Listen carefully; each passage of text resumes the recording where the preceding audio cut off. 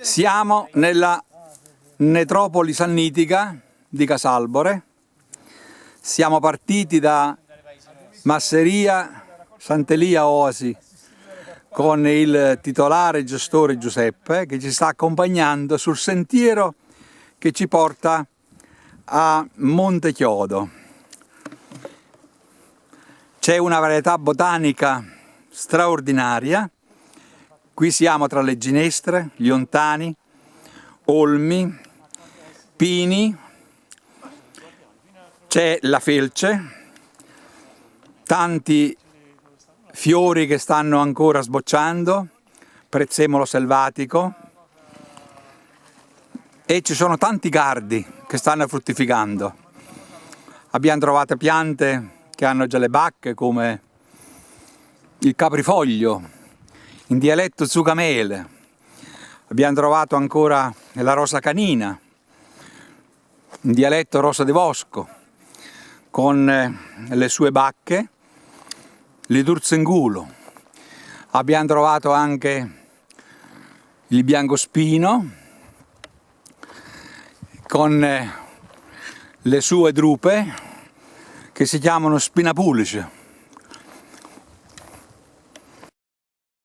Siamo nella località sannitica, verso Monte Chiodo, territorio di Casalbore, provincia di Avellino, in località Spineto. Ecco, questa è una zona archeologica in un ambiente naturale, e questo che si vede qua è un tumulo di pietre. Probabilmente sotto c'è una tomba. Quindi siamo V-IV secolo avanti Cristo, quindi in epoca preromana, e questo ambiente è così, inserito in un percorso naturalistico che parte dalla masseria Sant'Elia Oasi e arriva sino a Monte Chiodo. Il problema qual è in questo ambiente così naturale e ormai abbandonato? È che sono cresciuti rovi e altre piante spinose, perché è stata abbandonata la pastorizia, quindi l'allevamento delle pecore e anche delle vacche, che praticamente mangiavano sia l'erba ma anche piccoli alberi, evitando che ci fosse un avanzare rigoglioso di questa macchia incolta e anche molto intrigante e fastidiosa.